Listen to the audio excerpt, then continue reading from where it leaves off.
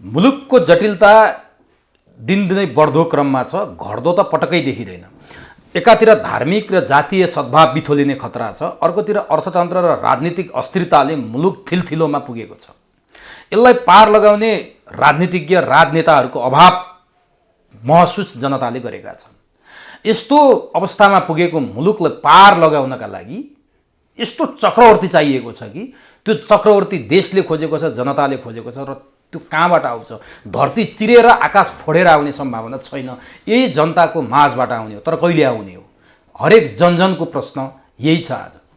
एकातिर धरानमा धार्मिक सद्भाव खल बनाउनका लागि गोरु काटेर खाइएको छ, सामाजिक सञ्जालमा राखिएको छ। झन् वैदिक सनातन धर्ममा आस्था राख्नेहरूलाई उत्तेजित पार्न खोजिएको छ। के साँच्चीकै देशलाई धर्मयुद्धमा, गृहयुद्धमा, जातीय युद्धमा धकेल्न खोजिएको हो? रुवान्डा ब्रुन्डी बनाउन खोजिएको हो? यसको अर्थ चाहिँ के हुन सक्छ? यसलाई राज्यले बेलैमा नियन्त्रण गरेन भने यो भयावह अवस्थामा जाने पक्का छ। तर राज्य पानी खनाउनुको साटो पेट्रोल खनाएर बसिरहेको छ भनेर जनताले अनुभव गरिरहेका छन्। भइरहेको छ यस्तो किन? कसरी समाधान हुन्छ? यस्तो थिलथिलो अवस्थाको देश बोकेर अब यो व्यवस्था, यो राज्य, यो नेतृत्व कहिलेसम्म अगाडि बढ्न सक्छ? कहाँ गएर दुर्घटना हुने हो? लथालिङ्ग अवस्थामा पुगेको सवारी साधन बन्ने हो? चिन्ता त्यतै छ। आजको चुरो कुरोको चुरो बहसमा हामी यसको उत्तर पहिल्याउने प्रयास गर्नेछौँ। त्यसका निमित्त आजको चुरो बहसमा पूर्वीय दर्शनका अध्येता वरिष्ठ ज्योतिषविद ओजराज उपाध्याय लोनी हुनुहुन्छ। उहाँसँग हामी गहन र मिहिन ढङ्गले संवाद गर्नेछौँ। सबभन्दा पहिले म चुरो कुरोको चुरो बहसमा वरिष्ठ ज्योतिषविद ओजराज उपाध्याय लोनीलाई स्वागत गर्छु। गुरुदेव, यहाँलाई हार्दिक प्रणाम। प्रणाम उमेश बाबु। तपाईँको भूमिका, देशको अवस्था र परिस्थितिको जुन एउटा उजागर र आजको ज्वलन्त एउटा सङ्कट प्रति सबैलाई संवेदनशील हुन पनि नमन गर्दछु र देश विदेशबाट, संसारबाट, जहाँसुकैबाट चुरो कुरो टिभी हेरिरहनु हुनेहरूप्रति म नमन गर्छु र तपाईँको यो निरन्तर सत्य, निष्ठा र इमान र राष्ट्रभक्तिको यात्रा द्रुत गतिमा छ। अझै योभन्दा पछि अहिले त गुड्नीमा मात्रै छ, गुड्नीसम्मको अवस्थामा पुगोस्, अति अधिक मात्रामा अगाडि बढोस्, राष्ट्रप्रतिको सद्भाव कायम रहोस् भन्ने कामना पनि गर्दछु। अब हामीले पटक पटक कुराकानी गऱ्यौँ, एक पटक मात्रै होइन, दर्जनौँ पटक कुराकानी गऱ्यौँ। समस्याका चाङ हामीले अगाडि थुपारेका छौँ। यो चाङ अझै थुप्रिँदो क्रममा छ। यो चाङ समाधानमा कहिले पुग्छ? यसको समाधान के हो? समाधान नपुगेर समस्या मात्रै थुपारिरहँदा देश र जनताको भविष्य कस्तो देख्नुहुन्छ यहाँले? मैले यहाँबाट सुरु गरेँ। हेर्नुहोस्, के छ भने समस्या समाधान भनेको चाहिँ समस्यालाई बुझेर समस्याप्रति अति चिन्तित र देश र जनताप्रति गम्भीर नेतृत्व जहिलेसम्म उदय हुँदैन तहिलेसम्म तपाईँको यो समस्यामा समस्या थुप्रिने नै हो। किनभने यिनीहरू अहिलेसम्मका नेतृत्वहरू, विगत यो 30-35 वर्षका नेतृत्वहरू समस्या समाधान होइन, समस्यालाई उजागर गरेर एक अर्कालाई जुदाएर, भजाएर अनि देशलाई कमजोर बनाएर, विदेशीहरू खुसी बनाएर आफ्नो अदृष्ट अभिलाषा पूर्ति गर्न बनेको नेतृत्वबाट हामीले आशा गर्न सक्दैनौँ। र त्यसकारण के छ भने अनि समय त्यस्तो चिज हो, यिनीहरूलाई लाग्छ होला समय नै हामी हौँ। विष्णु पुराणलाई हेर्दाखेरि हिरण्यकशिपुले को विष्णु भगवान, मै हुँ भगवान भन्थ्यो। रावणले राम भगवान होइन त अब मनुष्य, मै हुँ भगवान भन्थ्यो। र हिजोका दिनका विविध समयका तानाशाहहरूले पनि हामी बाहेक को छ र भनेर भन्थ्यो। जस्तो एउटा बाँसले उम्रिएर गन्तव्य आकाश छुनी गर्छ र एउटा निश्चित समयमा पुगेपछि नुहेर फेरि फेदमा आउँछ। त्यस कारण अब यो अपराधको चरमचुलीमा पुगिसक्यो। अहिले हजुरले भने जस्तै सबै आफ्नो स्वार्थमा आफ्नो खेती गरिरहेका छन्। मौसमी विद्वान, मौसमी राजनीतिज्ञ र कहाँनिर के बोल्दा फाइदा हुन्छ आफूलाई, देशलाई होइन भन्ने खालको नेतृत्वहरू विभिन्न समयमा, विभिन्न कालखण्डमा चुला चार्नेहरू आज फलान ठाउँमा, भोलि ढिसान ठाउँमा, अनि आज त्यो व्यक्ति बेठिक, भोलि त्यो व्यक्ति ठिक, र हिजो बेठिक भनेर आज ठिक कसरी भयो, हिजो बेठिक भनेर आज ठिक कसरी भयो, पुष्टि गर्नु केही पनि पर्दैन, जवाफदेहिता छैन। केवल कहाँ पुगेर कुन चाहिँ अभिलाषा पूर्ण गर्न सकिन्छ भन्ने अभिप्रायले निर्माण भएका, अब यस्तो शब्दहरूलाई त नेतृत्व भन्न पनि सायद अपराधै लाग्छ होला, तर नेतृत्वहरूबाट हामीले कुनै पनि यो समस्या समाधानको उपायहरू पाउँछौँ भन्नु र मरुभूमिमा त्यही मरुभूमिमा अन्यको माटो नराखिकन कुनै पनि अनाज उम्रिन्छ भन्नुमा त्यति फरक हुँदैन। अब फेरि एउटा कुरा के छ भने यथास्थितिमा समय अथवा समाज कहिले पनि रहँदैन। अलि पुरानो इतिहास हेऱ्यौँ भने हामी महाभारतको इतिहास हेरौँ र अलि नयाँ हेरौँ भने हामी राणाहरूको इतिहास हेरौँ। राणाहरूको उदय हुनुभन्दा पहिलेका बिचमा आएका पृथ्वीनारायण बहादुर शाह पछिका हाम्रा शाहवंशीय राजाहरूको एउटा चाहिँ अहम र उदन्नता हेरौँ र 2036 सालको जनमत सङ्ग्रह भइसकेपछिको सुधारिएको पञ्चायती व्यवस्था मान्नुहुन्छ या बहुदलीय शासन व्यवस्थालाई अङ्गीकार गर्नुहुन्छ, यो तपाईँहरूको रोजी भनेर श्री 5 महाराज धिराज वीरेन्द्र विक्रम शाहदेवबाट जनसम्बोधन भयो। त्यो अनुसारको 36 सालमा निर्णय भयो। मलाई लाग्छ 47 को वैशाख 20 गते जनमत सङ्ग्रह भयो र जुन बेला जनमत सङ्ग्रह भयो त्यो बेला के भयो त भने तपाईँको चाहिँ नि सुधारिएको पञ्चायती व्यवस्थालाई समर्थन गरे जनताले। किनभने कसैले भन्छन् अब चुनावमा त हार्नेले धाँधली भयो भन्छ, जित्नेले सत्य भन्छ, त्यो चुनावी व्यवस्थाको परिणामको पछाडि भन्ने कुरा त्यही नै हो।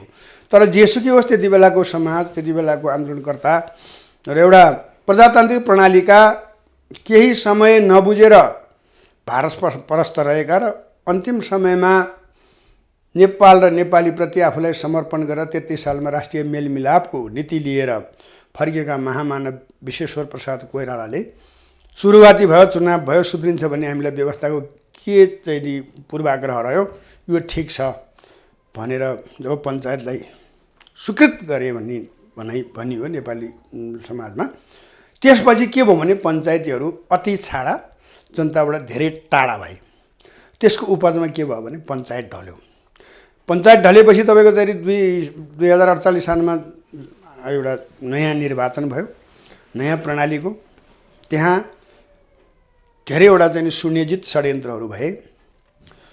सबै मान्छेहरू राजा राजा राजा राजा राजा राजाको पछाडि, राजालाई निस्तेज गर्ने पछाडि लागे र त्यति बेला चाहिँ के भने सर्वशक्तिमान को बन्यो?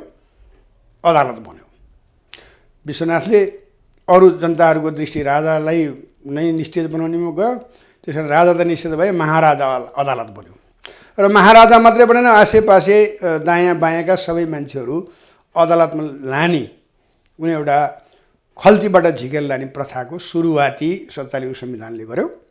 तर त्यो संविधान लेख्ने क्रममा के थियो भने केही त्यति बेला विभिन्न दल र तबकाहरूमा राष्ट्रभक्त मानिसहरू थिए।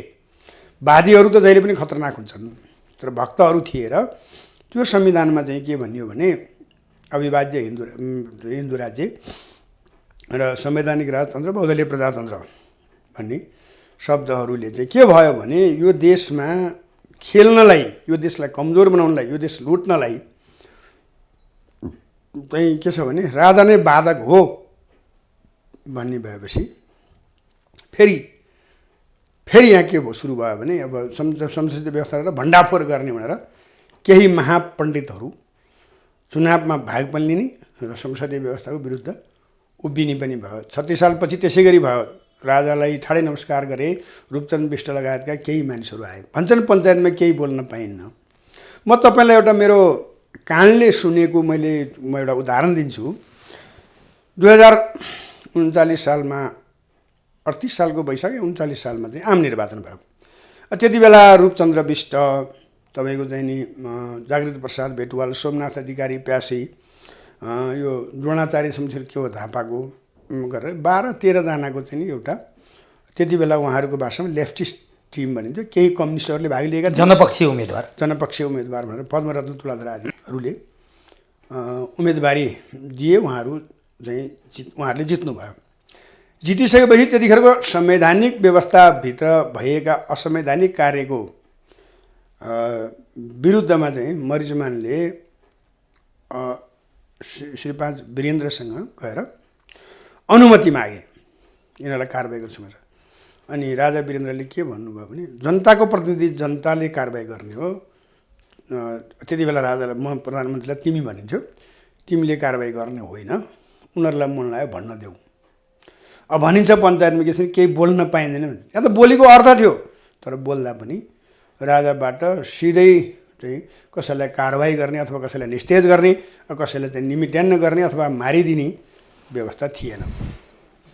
र राजाबाट सहिष्णुता र सद्भाव कायम रहे पनि राजाको वरिपरि बस्नेहरू जो जति थिए राजाको नाम बजाएर आज पनि उनीहरू खाँदैछन्। राजाको निकट भएर राजालाई नै कमजोर, देशलाई नै कमजोर बनाएर आफ्नो अभिलाषा परिपूर्ति गर्नेहरूले राज्य हाम्रो हो, पञ्चायतले जित्यो, अब हाम्रै साम्राज्य चल्छ भनेर जुन गतिविधिहरू गर्दै गए, त्यसपछि यो बहुदलीय व्यवस्था, पञ्चायती व्यवस्था कमजोर भयो ढल्यो। बहुदलीय व्यवस्थामा दुःखका साथ भन्नुपर्छ, एउटा चाहिँ प्रजातन्त्रको हिमायती भनेर हामीले धेरै समय तपाईँहरू जस्ता सञ्चारकर्मी त त्यति बेला अझ बालकै हुनुहुन्थ्यो होला, धेरै सञ्चारकर्मीहरूले राम्रै बिगुल फुगे र प्रजातन्त्रको सबैभन्दा मानमर्दन गर्ने मान्छे भनेको हाम्रा चाहिँ प्रथम प्रधानमन्त्री जो प्रजातन्त्रपछिको निर्वाचित प्रधानमन्त्री गिरिजाप्रसाद कोइरालाज्यूबाट एउटा महाराजाको चाहिँ शैलीमा आफ्नो कुराहरू विमति हुने बित्तिकै 114 सिटको जुन सांसद थियो, अत्याधिक प्रचण्ड बहुमत भनिन्छ, त्यस्तो सांसद चाहिँ उहाँले विघटन गरिदिनु भयो। र त्यसपछि न्यायालयले के गरिदियो भने प्रधानमन्त्रीय पद्धतिको विधि र विधानलाई, संविधानले दिएको संविधान प्रदत्त अधिकारलाई अल्पमतको सरकारले के अरे संसद विघटन गर्ने अधिकार छैन भन्ने अपव्याख्या गरियो र त्यहाँदेखि चाहिँ मनमोहनलाई भलै उहाँ राम्रो नराम्रो कम्युनिस्टको कुराहरूको हामीले अब धेरै चर्चा पनि गरिसक्यौँ, धेरै बहस पनि गरिसक्यौँ। तर के हो भने जनताले स्वतन्त्र रूपमा निर्वाचन गरेको र स्वतन्त्र आफ्नै दलको बाहुबुत्तामा उभिएको त्यो दलले छानेको प्रधानमन्त्री बहुमत होस् अल्पमत होस्, हामीले ती छिमेकी देशमा 40 सिटको प्रधानमन्त्रीको सिटमा बसेका चन्द्रशेखरले संसद विघटन गरे, त्यहाँ कुनै विमति भएन। प्रधानमन्त्री पद्धतिलाई भनियो, त्यसको अङ्गीकार गरिएन। त्यसपछि माओवादी उदय गराइयो। विभिन्न तौर तरिकाबाट के भनियो भने अब समाजमा एउटा खालको विसङ्गति र विकृतिहरू थियो। हामी चाहिँ धर्मावलम्बीहरू, बाहुन भनिएकाहरू, सम्भ्रान्त शक्तिशाली भन्नेहरूले उपेक्षा गर्दै आएको दलित, दुखी, गरिब आदि जो जनता पिछडिएका वर्गहरू थिए, तिनीहरूको मनोभावनामा खेल्दै खेल्दै खेल्दै खेल्दै खेल्दै माओवादी एउटा चाहिँ जनताको एउटा महान क्रान्तिकारी शक्ति भनेर उभियो। त्यसबेला पनि त्यति बेलाको सरकार जो त्यति बेला डेमोक्रेटहरूकै नेतृत्वमा धेरै सरकारहरू बन्थे, त्यो सरकारहरूले के गर्यो भने अनावश्यक रूपमा जब चाहिँ माओवादीमा कोही लागेकै भरमा अरू अन्य उसँग जोडिएका मान्छेहरूलाई पनि चाहिँ सरकारले निर्मम प्रकारले कारबाहीका चाहिँ विभिन्न अवधारणाहरू बनाएर यातना दियो र कोही मान्छेहरू सरकारले नै माओवादीलाई बल पुर्याइदियो। त्यति बेलाको सरकारले जुन कारणले गर्दाखेरिमा माओवादी भारत विरोधी कुरा गरेन कि अमेरिकी साम्राज्यवादको विरुद्धको कुरा गरेन कि विविध खालका कुरा गरेर अनि सर्वहाराको प्रतिनिधित्व गर्छु भनेन कि सबै कुरा भन्दै भन्दै भन्दै भन्दै गएर केही त्रास र केही आशमा चाहिँ ऊ एउटा ठुलो शक्ति र ठुलो तबका भनेर आइपुग्यो र राज्य सत्तामा सम्म पुग्यो। र त्यतिले पुगेन, फेरि त्यही बिचमा चाहिँ विभिन्न तौर तरिकाबाट विभिन्न षड्यन्त्र गरेर एउटा सुनियोजित चाहिँ नि हत्याकाण्ड रचियो, जहाँ चाहिँ नि एउटा जनप्रिय राजा जसले जनताको विरुद्धमा कहिल्यै केही कुरा गर्न चाहेनन्, आफ्नो ऐश आरामहरू कहिल्यै सोचेनन् र राजा भएर पनि सन्यासीको रूप भएको राजा र राजपरिवारको सम्पूर्ण वंशहरू विनाश भए। र त्यो प्रक्रियापछि के भन्दा देश अत्यन्त तरल अवस्थामा गयो। त्यसपछि त्यहाँनिर षड्यन्त्र छैन भन्ने बनाउनुको लागि के गरियो त भने फेरि त्यति बेलै चाहिँ नि हो र होइनमा एउटा चाहिँ निश्चित गरिएको भए हुन्थ्यो। फेरि त्यहाँ राष्ट्र संस्था एउटा विधि थिति र 47औं संविधान अन्तर्गत वर्तमान राजा श्रीपाद महाराज ज्ञानेन्द्र वीर विक्रम शाहदेवलाई गद्दीमा स्थापित गरियो र त्यसपछि अब ती घेराहरू फेरि जो छन् दरबारका वरिपरि बस्ने जनता र राजाका बिचमा दूरी कायम गर्ने चाहिँ एउटा कुतत्त्वहरू फेरि के गर्न थाले भने राजालाई अनधिकृत तरिकाले चाहिँ उक्साउन थाले र उनीहरूले चाहिँ नि 17 सालको गतिविधि कहाँ थियो, कति मान्छेहरू कति साक्षर थिए, 17 सालको विश्व कुन हालतमा थियो, चाइना कुन गतिमा थियो, इन्डिया कुन गतिमा थियो, अमेरिका के चाहन्थ्यो, युरोपियन युनियनहरू कस्तो अवस्थामा थियो र आज 2062-63मा आइपुग्दाखेरि विश्व संसार कहाँ पुगेको थियो र चाइनाको र भारतको अवस्था के भएको थियो, यी आदि बिना विश्लेषण के गरे भने अनधिकृत तरिकाले चाहिँ नि श्रीपाद महाराज राजलाई चाहिँ गलत सल्लाहहरू दिन थालियो। त्यसपछि उहाँमा पनि अलिकति केही कमी कमजोरीहरू देखियो, फेरि चाहिँ नि शक्तिशाली बन्न खोजेको भन्ने बनाइयो र त्यहाँबाट एउटा अव्यावहारिक र गैर कानुनी र असंवैधानिक तरिकाले चाहिँ नेपाली राष्ट्र संस्थालाई विस्थापित गरियो। ठिकै छ, किनभने हामीलाई राजा महाराजा त एउटा समन्वय सहकार्य र एउटा चाहिँ राष्ट्रहित र जनताको एउटा चाहिँ नि सुसङ्गठित मियोको रूपमा चाहिएको। यदि राजा मियो बन्न नसके व्यक्तिगत स्वार्थमा जाने हो भने जनताले चाहिँ जनताकै प्रतिनिधि मार्फत राज्य सञ्चालन गर्छन्, राजाको ठाउँमा राष्ट्रपति बस्छन् भन्ने कुरालाई हामीले केही हदसम्म निरङ्कुशतालाई स्वीकार्यौँ। केही षड्यन्त्रकारी तत्त्वहरूले उनीहरूको उद्देश्य भनेको बाहना निरङ्कुश राजतन्त्रको तर चाहना उनीहरूको चाहिँ राष्ट्र संस्था हटाउने भन्ने मान्यता अनुसार चाहिँ 62-63को आन्दोलन भयो।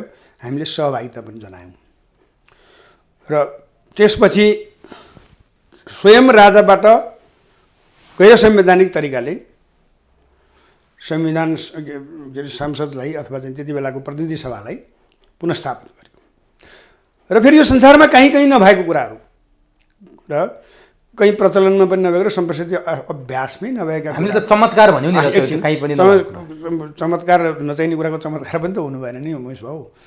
के गरियो त भन्दाखेरि संसद पुनर्स्थापित गर्न राजालाई उत्प्रेरित गरियो, कतैबाट बाध्यता बनाइयो र त्यहाँ खलनायकहरू शकुनीहरू नारदहरू जम्मा भए। दरबार र दल बिचमा चाहिँ नि षड्यन्त्र गर्ने केही तत्त्वहरू त्यहाँ अत्यन्त सक्रिय भए। त्यो सक्रिय भइसकेपछि के गरियो त त्यहाँ भने त्यो गैर संवैधानिक तरिकाले संसद पुनर्बहाली गरियो। अनि फेरि त्यही संविधान त्यो एकपल्ट त गल्ती भयो, फेरि के गरियो त त्यही संविधानले राजाले नै पुनर्स्थापना गरेको संविधानले के गर्यो भने राजालाई निलम्बन गरियो र कालान्तरमा गएर हटाइयो। यी खालका चाहिँ जुन यी जम्मै सुनियोजित षड्यन्त्रहरू यो इतिहासदेखि आज मात्र होइन।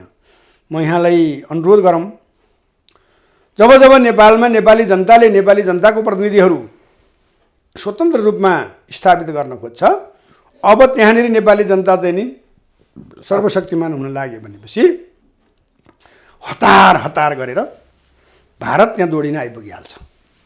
म हजुरलाई 3टा उदाहरण दिन्छु। जस्तो त्यति बेलाका विभिन्न चाहिँ नि भीमसेन थापाको पालाको नै शङ्का गर्ने ठाउँ छ। जुन बेला त्यति बेलाको सम्पूर्ण प्रशासन सुरक्षा संयन्त्रको सम्पूर्ण शक्तिले के भनेका थिए भने इस्ट इन्डिया कम्पनीसँग युद्ध गर्नु अहिले उचित छैन भन्दाखेरिमा एकल निर्णय भीमसेन थापाले गरेका छन्।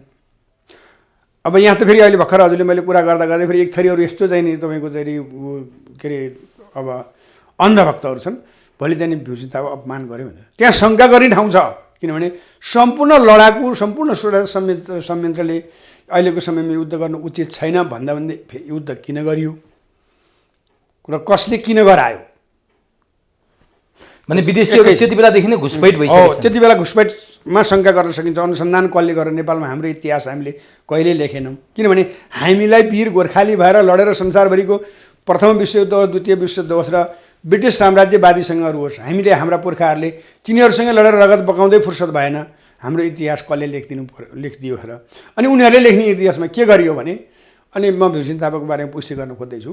अनि तुरुन्तै जब युद्ध हारिसकेपछि फेरि उहाँ बिना समय नै अति हतार फेरि भीमसेन थापाले त्यही इस्ट इन्डिया कम्पनीका नायकहरूसँग सम्झौता गरेको इतिहासले पनि के बुझ्छ भने जब नेपालमा नेपालीहरू जित्न खोज्छन्, नेपालीहरूको आफ्नो अस्तित्वहरू स्वतन्त्र रूपमा राख्न चाहन्छन्, तब त्यहाँ कुनै न कुनै रूपमा त्यहाँ मिलेर होस् अथवा त्यहाँदेखि त्यहाँबाट झगडा गरेर होस् त्यहाँ इन्डियाको उपस्थिति हामी हर समय ब्रिटिसको पालादेखि आजसम्म देख्छौँ। अब पहिलो कुरा यो हो। दोस्रो चरणमा के भयो त तपाईँको भने फेरि चाहिँ के हो त त्यहाँ राणाको उदय गराइएको देखिन्छ। किनभने जङ्गबहादुरले जब चाहिँ सत्ता कोत पर्व गरेर सत्ता हातमा लिन्छन् त्यो वास्तवमा गैर कानुनी थियो कोत पर्व। तर हत्तरपत्त त्यहाँ फेरि त्यो बेलायती साम्राज्यवादीले त्यहाँ समर्थन गरेको छ र उसलाई पहिलो भ्रमण चाहिँ बेलायत गराइएको छ। यो पनि एउटा शङ्काको ठाउँ छ। अब फेरि त्यसपछि के भने उनीहरूको औचित्य जब पूर्ण भयो, अब फेरि के गरियो त भने उनीहरूकै विरुद्ध चाहिँ के गरियो भन्दाखेरि त्रिभुवनलाई चाहिँ फेरि अब जनताहरू जागे, राजा र जनता एक भए। अब नेपाल चाहिँ एउटा स्वतन्त्र र सार्वभौम र सर्वशक्तिमान हुन लाग्यो भन्ने थाहा पाउने बित्तिकै राति चाहिँ नि दूतावास मार्फत निजी विमान ल्याएर उडाएर कहाँ पुर्याइयो? दिल्ली पुर्याइयो। सौभाग्य हाम्रो त्यति बेला चाहिँ नि श्री 5 महाराज धिराज, त्यति बेलाको श्री 5 योगराज धिराज महेन्द्र, त्यो एउटा द्रव्य शाह पछिको 10औं पुस्ताको पृथ्वीनारायण शाह पछिको 10औं पुस्ताको राजा महेन्द्र, यदि त्यो भ्रमणमा त्रिभुवनसँग नहुनुहुन्थ्यो भने उनीहरूले त्यति बेलै भ्याइदिन्थे। त्यति बेला उहाँले बहुत चातुर्यतापूर्वक, किनभने त्यति बेला इन्डिया एकल निर्णय गर्न सक्नेवाला पनि थिएन र चीन र भारतको बिचको दूरी निकै पर थियो र चीन र भारत भोलि उदयमान बन्ने शक्ति हुन्छ भन्ने कुरामा अमेरिकी साम्राज्यवाद अत्यन्त चाहिँ नि चिन्तित थियो। त्यस्तो एउटा सुवर्ण अवसर पाएको हुनाले राजा महेन्द्रले चातुर्यतापूर्वक एउटा गर्न खोजेको इन्डियालाई अर्को गर्न बाध्य बनाएर दिल्लीबाट फर्केर आएर राजा प्रजा एक भनेर प्रजातन्त्रको रूपमा 2007 साल फागुन 7 गते जस्तो लाग्छ मलाई, इतिहासले त्यही भन्छ। र प्रजातन्त्र स्थापना प्रजातन्त्र दिवस पनि अहिले भनेर मनाइन्छ। त्यो खालको चाहिँ नि घोषणा भयो र अनि 7 सालमा त्यति भयो। 4 वर्ष त्रिभुवनको राज्यकाल रह्यो र 11 सालमा उहाँको स्वर्गवास भयो राजा महेन्द्रले। अनि विविध कुराहरू त्यहाँका सर्वविज्ञहरू, विभिन्न खालका संसारका भएका विकासका विभिन्न आयामहरू र त्यसलाई जानेका विद्वानहरू सम्पूर्णसँगको परामर्शबाट अब यो देश चाहिँ जुनसुकै रूपमा जताबाट गए पनि, किनभने सुरुवाती त आफूलाई स्थापना गर्न पनि त इन्डियाको सहयोग त थियो, स्वार्थगत छ र हामीलाई नेल छ भनेपछि उहाँले एउटा चाहिँ चातुर्यतापूर्वक अत्यन्तै राष्ट्रहितको लागि एउटा चातुर्य कूटनीति निर्माण गरेर पश्चिमादेखि उत्तर दक्षिण सबैलाई मिलाएर एउटा विभिन्न विकासको अवधारणाहरू ल्याएर, आफ्नो मुद्रा ल्याएर अनि आफ्नो विकास ल्याएर, कपडा उद्योग लिएर कपास खेतीदेखि तपाईँको चाहिँ पशुपालनदेखि कृषि औजार कारखानादेखि जनकपुर चुरोड कारखानादेखि अब विविध खालका चाहिँ उद्योगहरू ल्याएर पूर्व पश्चिम राजमार्ग, आफ्नो देश आफ्नै देशमा जानको लागि बाटो थिएन, ती बाटाहरू निर्माण गरेर एक दशकमा कायापलट गरिसकेपछि अब त्यो चाहिँ अब कसैले अब सुनियोजित हत्या पनि गरेको भन्छन्, अब कसैले अकस्मात मरेको पनि भन्छन्। अब पृथ्वीनारायण शाहको पनि त्यसै गरी नै मृत्यु भएको हुनाले त्यसमा चाहिँ त्यसरी एकदमै हुने हो हत्या त भनेर भन्न सकिन्न। तर सायद चाहिँ नि अब उहाँको कार्यकाल त्यति नै थियो होला। उहाँहरूको केही समय बाँचिदिएको भए उहाँलाई यो प्रजातन्त्रप्रतिको एउटा घातक व्यक्ति भन्ने नाम पनि रहँदैन थियो। उहाँले प्रजातन्त्र स्वयं दिनुहुन्थ्यो, किनभने उहाँले कपीको कलम नरोक्नु, साधुलाई कारबाही नगर्नु आदि कुराहरू। अब प्रजातान्त्रिक उहाँभन्दा तानाशाहभित्र पनि प्रजातन्त्र त उहाँमा थियो। नारीलाई 35 वर्षको उमेरमा किन नहोस् माइतीबाट अंश पाउने कुराहरू 19 सालको संविधान त राजा महेन्द्रकै सक्रियतामा ल्याएको हो, जहाँ चाहिँ जातीयताको विरुद्ध, छुवाछुतको विरुद्ध कुरा नगर्नु। समन्वय कुरा गर्दाखेरि उहाँले लिम्बूलाई ल्याउनु भएन कि, के अरे राईलाई ल्याउनु भएन कि, विभिन्न खालका जनजातिदेखि अब विश्वकर्मालाई ल्याउनु भएन कि भने सबैलाई समन्वय गरेर एउटा चाहिँ अत्यन्तै लोभ लाग्दो प्रजातान्त्रिक राज्य निर्माण गर्न खोज्दै गइबक्सिन्थ्यो उहाँको कार्यकाल, अथवा उहाँलाई समयले साथ दिएन भनौँ अथवा षड्यन्त्र भयो। जब 27 सालपछि एउटा शिक्षा संशोधन भयो अनि विभिन्न खालका तौर तरिकाहरू, विभिन्न खालका षड्यन्त्र भयो। जुल्फिकर भुट्टो अली चाहिँ उहाँ पाकिस्तानमा फाँसी दियो, त्यसपछि यहाँ चाहिँ नि सार्क चाहिँ नि त्यसको चाहिँ नि राष्ट्राध्यक्षको नाताले सार्कको अध्यक्ष भएको हुनाले किन चुप लाग्यो भनेर वीरेन्द्रलाई धावा दिँदै चाहिँ विद्यार्थी आन्दोलन गरियो, जसबाट चाहिँ 33 सालमा एउटा ठुलो आन्दोलन भयो। त्यसको उप जनमत सङ्ग्रह भयो। मैले अघि नै भनिहालेँ, यी विविध खालका उनीहरूको खेलहरू खेल्दै गरेर जब हामी कमजोर हुन्छौँ तब उनीहरू या हामीबाट उनीहरूले पाउनुपर्ने होइन कि उनीहरूले लिन सक्ने कुराहरू लिएर हामीलाई खेलाएर काम गर्छन्। र अब त्यसकै उपजमा अहिले अब आएर 62-63 आन्दोलनमा 2062 2 वर्षको लागि उनीहरू संविधान सभा गरियो होइन। त्यहाँ आफू खुसी बढाइयो।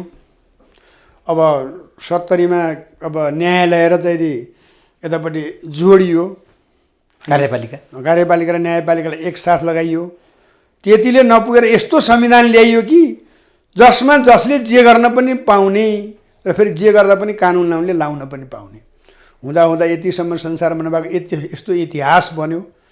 राजनीतिक कर्मीहरूले सहस्र स्वीकार गरे अनि अदालतको आदेशमा देशमा चाहिँ कार्यकारी प्रमुखलाई चाहिँ स्थापना गर्ने कामसम्म भयो भनेपछि अब म हजुरलाई कुन चाहिँ ठाउँबाट कुन चाहिँ एङ्गलबाट के चाहिँ किन भयो त? जस्तो यहाँले राजा महेन्द्रको चर्चा गर्नुभयो, जसको अद्भुत क्षमताको पनि यहाँले कुरा गर्नुभयो। उहाँ नभइदिएको भए सायद देशै रहन्थेन। बिपी कोइरालाले 36 सालमा जनमत सङ्ग्रहको नतिजा स्वीकार्दाखेरि सबै कुरा साम्य भएको कुरा पनि यहाँले चर्चा गर्नु। अझ यहाँलाई मैले त्यो पनि भने यहाँले छुटाउनु भयो। जस्तै 33 सालमा उहाँ जब चाहिँ एउटा भारतले नेपाल खाने उद्देश्य भयो, सिक्किम भारतमा विलय गर्ने बित्तिकै उहाँ त्यो अघिल्ला दिनसम्मका आफ्ना सम्पूर्ण इतिहासहरूलाई उहाँले बिर्सेर आफूले आत्मसमीक्षा गरेर उहाँलाई बाँचिन्छ कि बाँचिन्न भन्ने डर थियो। हामीले देश अथवा प्रजातन्त्र पाउँथ्यौँ कि पाउँदैनथ्यौँ, उहाँ त्यसरी एकल निर्णय गरेर आउनुभयो। त्यस कारण उहाँको महानता त्यहाँबाट सुरु हुन्छ र त्यो दोस्रो चाहिँ हो। यस्ता महान व्यक्तिहरूले कुनै बेला गरेको राजनीति आजपर्यन्त चर्चाको विषय छ। उहाँहरूको हामीले पटक पटक उदाहरण दिन्छौँ। तर आज चाहिँ जो नेताहरू राज्य सत्ता चलाएर बस्नु भएको छ उहाँहरूप्रति धारे हात लाउने र उहाँहरूले के पनि गर्न सक्नु भएन भनेर प्रश्न उठ्ने अवस्था सिर्जना भएको छ।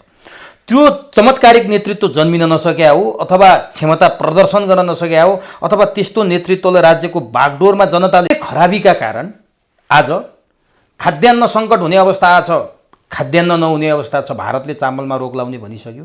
अर्थतन्त्र डामाडोल छ। यहाँ 50% भन्दा बढी सटरहरू बन्द भइसके, जनताले गरेर खान सक्ने अवस्था छैन।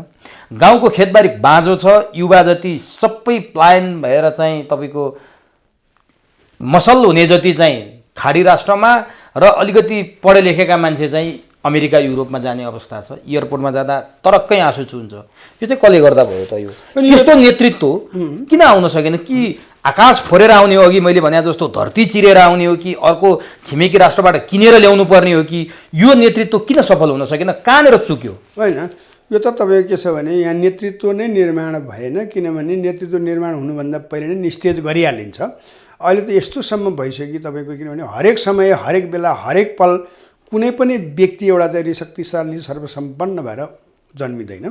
अब सम्भावित यो हो, अब त्यो नेतृत्व निस्किनुपर्छ, निस्किन्छ र अब सम्भावित छिटै निस्किन्छ। नभए अब देश हुँदैन। किनभने अब तपाईँको हजुरले भने जस्तै अब खाद्यान्न सङ्कट त हुन्छ नै। मैले अघि नै यहाँनिर भन्दै गर्दा छुटेको छ। जस्तो हो खाद्यान्न सङ्कट बनाउने पनि त उहाँहरू नै हो नि। किनभने हिजोको दिनमा विभिन्न खालका आशाहरू देखाउने र यसको सम्पूर्ण जिम्मा चाहिँ लिनुपर्छ कसले भन्दा वास्तवमा चाहिँ नि नेपाली काङ्ग्रेस लिनुपर्छ। किनभने अरू नेकपा एमाले माओवादी उहाँहरू भनेका त प्रजातन्त्रका विरुद्ध नै उभिएको हो। उहाँहरूको आफ्नै स्वयं स्वघोषित भनाइहरू छन् कि हामी यो बहुदलीय व्यवस्थालाई उपयोग गर्दै हाम्रो गन्तव्य भनेको के हो? साम्यवाद होइन। यो संसारमा कहिल्यै पनि कार्यान्वयनमा चाहिँ नि सफल हुन नसकेको व्यवस्था हो। किनभने व्यक्तिगत पुँजीमा सक्रिय हुँदाखेरि त विश्व आज यो स्थितिमा छ भने दाल भात तरकारी जीवदान सरकारी भनेर नचलेको इतिहास त 55 देखि 65 सायद कोही हाराहारीमा होला माउसेतुङको दाल भात तरकारी जीवदान सरकारी नै असफल भइसकेर त्यसपछि त्यसको परिमार्जित रूप चाहिँ दाउ सियापिङले एउटा केही पुँजीवादी प्रवृत्तिलाई सम्हाल्दै एउटा चाहिँ नि साम्यवादलाई केही हदसम्म त्यो दुईटालाई जोडेर अगाडि बढाउँदै गर्दाखेरि विश्व समाजमा दुईटा जबरजस्त धारहरू राजनीतिमा चलिरहेको अवस्थामा त्यति बेला नै एउटा अत्यन्तै महामानव भनेर भनिन्छ, तर एउटा राम्रो साहित्यकार, राम्रो लेखक, राम्रो बुजुर्ग र वास्तवमा भने नि भ्रष्टाचारप्रति आश्रित नभएको व्यक्ति मानिन्छ विश्वेश्वर प्रसाद कोइराला, र उहाँलाई भ्रष्टाचारको कुनै दावा दिने ठाउँ पनि छैन। र उहाँले चाहिँ त्यसै भएर प्रजातान्त्रिक समाजवाद भनेको चाहिँ दुई शक्ति बेकममा भयो, अब तेस्रो शक्ति हामीले निर्माण गर्नुपर्छ भन्ने खालको चाहिँ नि एउटा सैद्धान्तिक एउटा दस्तावेज बनाएर उहाँले अगाडि बढ्दै आउनुभयो र त्यसलाई विश्वले एक खालको रुचि र चासोको साथ पनि हेरिराखे। त्यसलाई निस्टेज बनाउने प्रक्रिया चाहिँ फेरि भारतले नै गर्यो।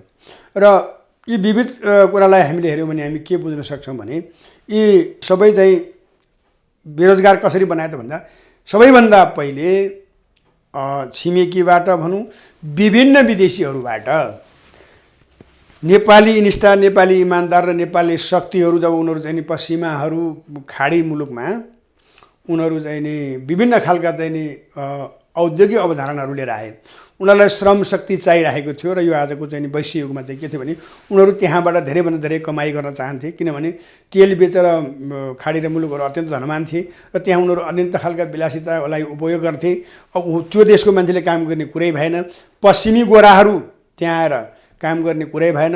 अनि जस्तै पश्चिमाहरू मुसलमानहरू जातीय छ हाम्रो पाकिस्तानी अफगानिस्तानीहरूलाई लगायतकालाई देख्न चाहँदैनन् भनेपछि इमान्दारीपूर्वक काम गर्ने र बेइमान नगर्ने को त भन्दा नेपाली भनेपछि के गर्ने त भन्दा नेपाली उद्योगलाई बेच्नुपर्छ भनेर यस्तो एउटा नियम बनाइयो कि नेपाली उद्योगहरू चाहिँ केवल चाहिँ सेता हात्ती भए, यसबाट केही पनि उपलब्धि छैन, त्यस कारण यो उद्योगहरू काम छैन भनेर नव अर्थविद अथवा चाहिँ एउटा नवयुवराज भन्नुपर्छ नेपाली प्रजातन्त्रको एउटा अब खलनायक भन्नुपर्छ। उहाँहरूले चाहिँ धमाधम चाहिँ कौडीका भाउमा उद्योगहरू बेचेर के गरिदिनु भन्दा बेरोजगार बनाइदिनु भयो। त्यसपछि त्यो बेरोजगारी समूहलाई, अब बेरोजगार जब हुन्छ मान्छेको दिमागमा नचाहिने कुराहरू आउँछन्, अनि त्यो के भइरहेको थियो, समाजमा अराजकता भइरहेको अवस्था थियो। अनि त्यो अराजकताका विरुद्ध एक थरी लुटाहरू प्रजातन्त्रको नाममा आफ्नो अधिकार प्रयोग गर्दै गर्दा अरूको अधिकारहरू वञ्चित गरिरहेका थिए, किनभने यो सामन्तको एउटा चाहिँ अर्को पिँढी नै थियो चाहिँ नेकपा एमाले र नेपाली काङ्ग्रेस भनेको यिनै पञ्चायत पण्डितका छोराहरू नै यसभित्र चाहिँ हालिमुहाली गरिरहेका थिए। देख्दा जन सर्वहाराको प्रतिनिधित्व भन्थे, गर्दा चाहिँ फेरि यिनीहरू कसो काम गर्थे त भन्दा यिनै अधिनायकवादीका काम गर्थे, यिनै चाहिँ सामन्त र सम्पन्नताको चाहिँ चाकडी नै गर्थे। यिनीहरूसँग चन्दा सङ्कलन गरेर यिनीहरू चाहिँ राजनीति आन्दोलन गर्थे। अनि के गर्ने त भने यिनीहरूका कारणले गर्दाखेरिमा समाजमा एउटा युवा शक्तिहरू अत्यन्तै आक्रान्त र एकदम चाहिँ तनावपूर्ण अवस्था थियो, त्यसको मनोभावनालाई खेल्दै माओवादी जन्मायो। र माओवादी जन्माएपछि के गर्दा एउटा निश्चित बिन्दुमा पुगिसकेपछि त्रिपक्षीय सम्झौता भने, त्यसपछि तथाकथित सम्झौताहरू भए, नाम चलेका टाउको गनेका व्यक्तिहरू असीमित धनवान भए, ती बेरोजगारहरू चाहिँ कस्तो भयो भने उपेक्षित भएपछि के भयो भन्दा उनीहरू खाडी पलायन भए। किनभने युद्ध पनि गरे, भारत विरुद्ध सुरुङ युद्ध गर्ने भनिन्छ, 12 बुधे दिल्लीमा हुन्छ। त्यसपछि चाहिँ के अरे अब अङ्ग्रेजी साम्राज्यवादको विरुद्ध चाहिँ हामी लड्ने हो भनिन्छ। अनि रातारात चाहिँ भिसा पाएपछि अमेरिका पुगिन्छ भन्दाखेरि जनताले के बुझ्यो भने हामी सबै चाहिँ बेकुफ, हामीलाई बेकुफ बनाइरहेका रहेछन्, बनेका रहेछौँ, तर अब उपाय छैन, के गर्ने भन्दा खाडी मुलुक भयो नि जाने भन्दै युवा शक्ति पलायन भए। युवा शक्ति पलायन भएपछि 2-4 पैसा त भयो, हातमा मोबाइल पनि भयो। अब घर घरमा विदेश जानेका श्रीमतीहरूको नयाँ लुगाहरू पनि भए, रमझम पनि भए। अब देशको उद्योग त बेचि नै सकिएको थियो, धेर थोर बचेको कृषिलाई पनि के गरिदियो भने अब रासायनिक जुन चाहिँ फर्टिलाइजर जो जति हामीलाई चाहिन्थ्यो रासायनिक मलहरू, त्यो चाहिँ कस्तो गरिदिने भने अब असारमा मल चाहिँ भदौमा ल्याइदिन थाले। अनि सुनियोजित तरिकाले उहाँहरू सबै चाहिँ नि राष्ट्रलाई फेलियर बनाउन चाहनुहुन्थ्यो। उहाँहरू अहिलेसम्म सफल हुनुहुन्छ। यसै गरी सफल हुने हो भने अब 2-4 महिना 6 महिना अब 80 साल यहाँले जति कुरा राख्नुभयो नि बडो चिन्ताजनक कुरा छ। समयमा मल पाइँदैन, पढे लेखेपछि रोजगारी पाइँदैन, सुरक्षा छैन, बैङ्कमा पैसो छैन, पैसा ल्याएर रोजगारी गरौँ, उद्योग कल कारखाना खोलौँ, अवस्था छैन, कर कति 42 थरी कर ल्याएर जनताको घाँटी न्याकिएको छ। यस्तो देशमा हामी अहिले पनि हाँसेर बाँचिरहेका छौँ। अब यसमा अर्को थपियो कि धार्मिक द्वन्द्वको खतरनाक चाल चाहिँ चाल्या हो कि अथवा त्यो संयोग हो के हो, धरानबाट चाहिँ गाई गोरु काट्न सुरु गरियो। गाई गोरु काटेर सामाजिक सञ्जालमा भिडियो राख्न थालियो र अर्को पक्ष उत्तेजित हुन थाल्यो। त्यही धरान हो जहाँ गत महिना मेयरले चाहिँ 100 वर्ष पुरानो गोपाल मन्दिरको अगाडि चर्च बनाएर विवाद सुरुवात भएको थियो। अहिले गाई गोरु काटेपछि थप विवाद सुरुवात भएको छ। यो त्यहाँको संयोग हो, यो कुनै भवितव्य भएर आएको हो अथवा योजनाबद्ध तरिकाले धरानबाट धार्मिक द्वन्द्व सुरुवात गर्न चेष्टा गरिएको हो? किनभने जातीय द्वन्द्व पनि प्रदेश एकबाटै सुरु गर्ने हिसाबले प्रयास गरेको देखियो। कोशी प्रदेशलाई जबरजस्ती जातीय राज्यकरण गर्नुपर्छ भनेर त्यही आन्दोलन भएको थियो। त्यही आज मन्दिरको अगाडि चर्च बनिएको छ, त्यही गाई गोरु काटेर खाइएको छ र सामाजिक सञ्जालमा राखिएको छ र धार्मिक सद्भाव बिथल्न खोजेको आरोप उनीहरूले खेपिरहेका छन्। यो के हो? यो दुर्घटना हुन खोजेको हो अथवा यो कहीँ योजनाबद्ध तरिकाले गरिएको हो अथवा संयोग हो? यो साम्य भएर जानेछ के लाग्छ? यहाँ चाहिँ एउटा वरिष्ठ ज्योतिष पनि भएको हुनाले धर्म कर्मसँग त्यतिकै जोडिएको हुनाले मैले यो प्रश्न सोधेँ। अब हेर्नुहोस्, एउटा कुरा के छ भने धरानमा जे जस्तो कुरा भयो त्यो चाहिँ आफैमा दुर्भाग्यपूर्ण छ। र अब धरानको मेयरले मन्दिर उहाँले बनाउनु भयो, चर्च बनाउनु भयो मन्दिरको छेउमा भन्छन्। अब उहाँ स्वयंले मन्दिर बनाउनु भयो कि भएन त्यो भने अलिकति हामीले सबैभन्दा ठुलो कुरा चाहिँ किन र कहाँ कसरी के भइरहेको छ भनेर हामीले हेर्नुपर्छ। अब जस्तो के छ भन्नु भने मान्छेले सबैभन्दा यो षड्यन्त्रकारीहरूले कहाँ खेल्छन् भने जहाँ चाहिँ नि एकदम शान्त मनस्थिति भएका, आफूमा आत्मनिर्भर रहेका, समाजमा अरूप्रति इच्छा द्वेष र चासो नराख्ने मान्छेहरू मार्फत नै खेल्छन्। मैले बुझेको धरानमा के छ भने त्यो पहिलेदेखि नै त्यहाँ एउटा चाहिँ नि क्रिस्चियनहरूको एउटा खेल त्यहाँ पहिले नै हुन्थ्यो, किनभने त्यहाँ पिन्चिनी क्याम्प त्यहीँ थियो। त्यो अब ब्रिटिस आर्मीहरूको होइन, एउटा पक्ष त्यो भयो। अर्को पक्ष के छ भने तपाईँको जसरी यहाँ रोल्पावासी माओवादीले आफ्नो हेडक्वार्टर रोल्पा किन बनायो जस्तो हो। के थियो भने त्यहाँ सोझा साझा मेहनती परिश्रमी जनताहरू थिए। चाँडोभन्दा चाँडो उनीहरूको दिमागलाई परिवर्तन गर्न सकिन्थ्यो र आफ्नो अभिलाषा पूर्ण गर्न सकिन्थ्यो। ल मलाई लाग्छ तपाईँहरूको हिजोको तपाईँहरूको रोल्पा आज धरान बन्दैछ। यो मैले भन्दाखेरि जस्तो कि नेपालको इतिहासमा तपाईँको चाहिँ नि अब विभिन्न तौर तरिकाले सायद हिजोको दिनमा पनि खाएका थिए होलान् गाईका मासु खानेहरूले, सायद पञ्चायती कार्यकालमा पनि बाँकी राखेनन् होला। अब प्रत्यक्ष नदेखेको कुरालाई खाए नै भन्न सकिँदैन। तर अब आफै मरेको गाई खाने परम्परा त म चाहिँ नि बाहुन गाउँको माथि तमाङ गाउँको तल बस्ने मान्छे हो र हामी कहाँ चाहिँ नि गाई पालेको हुन्थ्यो। हामीले गाई मरेपछि उनीहरूलाई छिमेकीलाई दिएन भने रिसाउँथ्यो, उनीहरू लैजान्थे होइन। आखिर मारेर खानु र मरेर खानु त खाएकै हो नि, अनि खाना हुने नहुने त आफै मरे पनि त लगेर पुर्नु पर्थ्यो होला नि। एउटा परम्परा त्यो छ। कतिपय अवस्थामा हामी बाल्यकालमा देखेको चाहिँ केसम्म हुन्थ्यो भने जानेर वा नजानेर बुझेर अथवा चाहिँ इच्छा भएर गाईबस्तु चराउने भिर छेउमा लाने र भिरबाट घुच्यारिदिने, होइन मारेर खान नपाउने भएले लडेर मरेपछि खानु पाउने भएर त्यो चाहिँ हाम्रो आँखाले पनि देखेको कुरा हो बाल्यकालमा।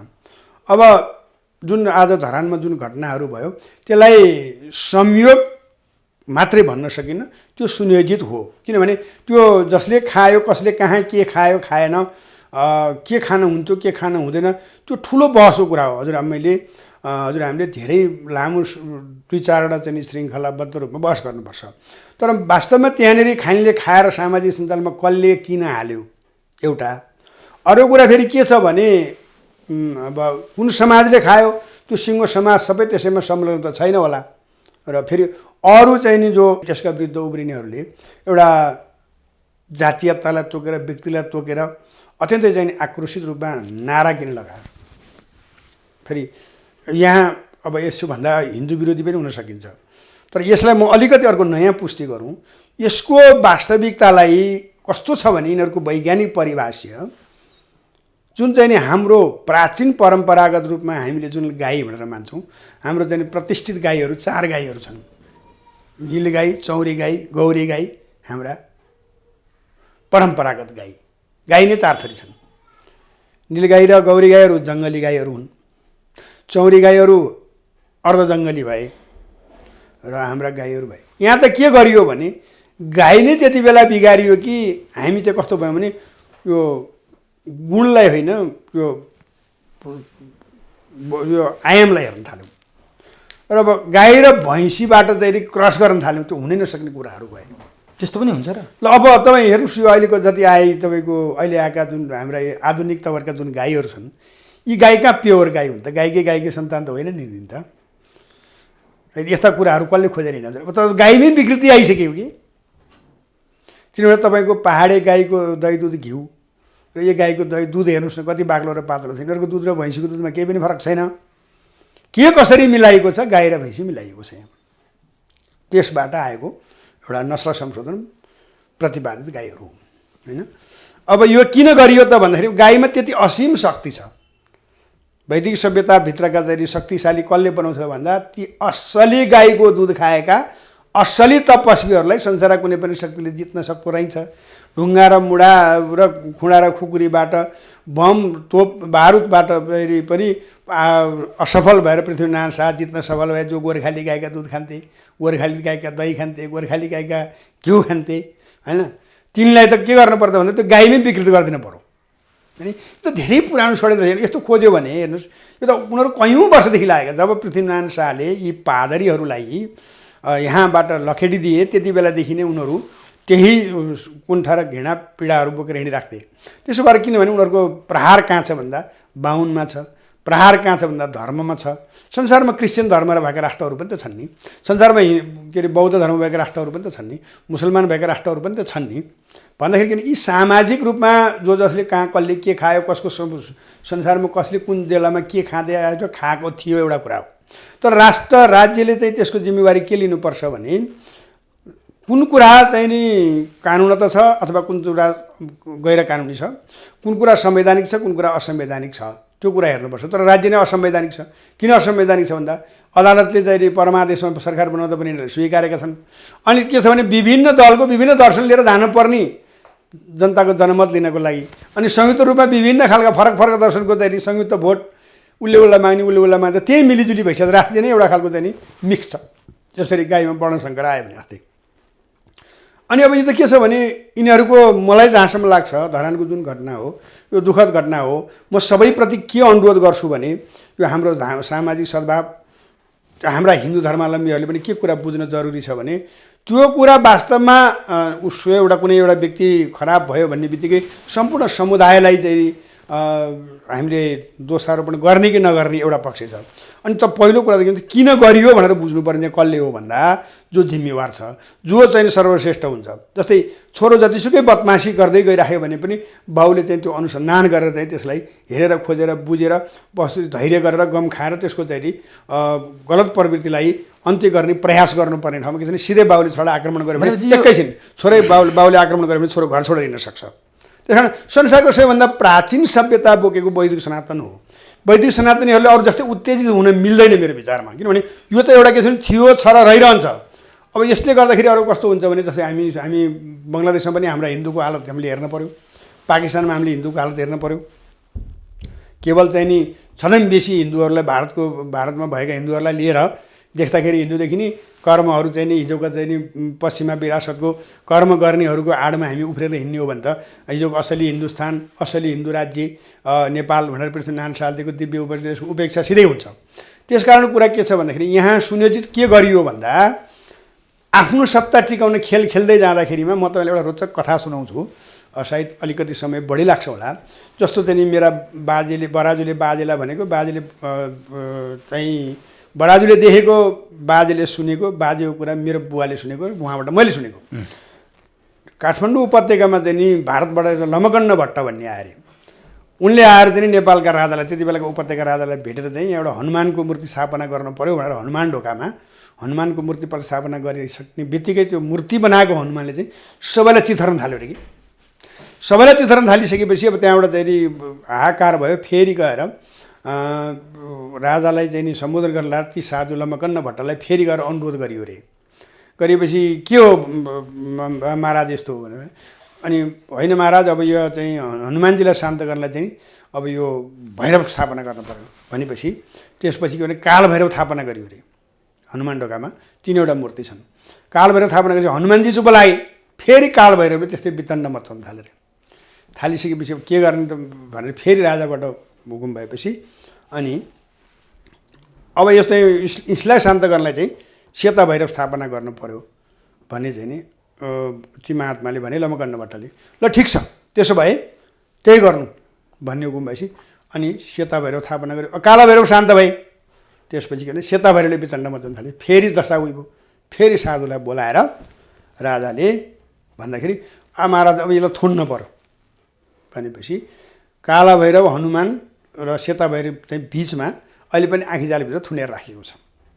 ती थुनिएपछि सबै शान्त भयो। राजा जहिले पनि के हुन्छ भने त्यति होसी हुँदैन। राजा फेरि त्यति चलाख भयो भने चलाख भयो भने मान्छेले आफ्नो व्यक्तिगत स्वार्थ हेरिहाल्छ नि। राजा भनेको सोझो हुन्छ। त्यही भएर खुसी भएर के भने ल हिँड्न सके जति जमिन दिनु भन्ने चाहिँ नि हुकुम बस भएपछि अनि जहिले पनि राज्य चाहिँ मन्त्रीको हातमा बच्छ भनेको भन्न खोजेको कार्यकारी प्रमुखको हातमा बच्छ। ती मन्त्रीले हत्तपत्त चाहिँ नि चलाख भएर के भन्छ भने यस्ता महान महात्मा महावीर यस्तो अकल्पनीय व्यक्तिलाई चाहिँ हिँडाउन त हाम्रो देशले ठुलो पाप गरेको हुन्छ।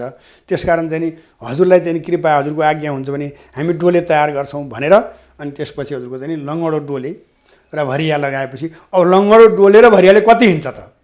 हिँडिएको जति पाएको भएको हुनाले राज्य जहिले पनि मन्त्रीले बचाउँछ अथवा प्रधानमन्त्रीले बचाउँछ।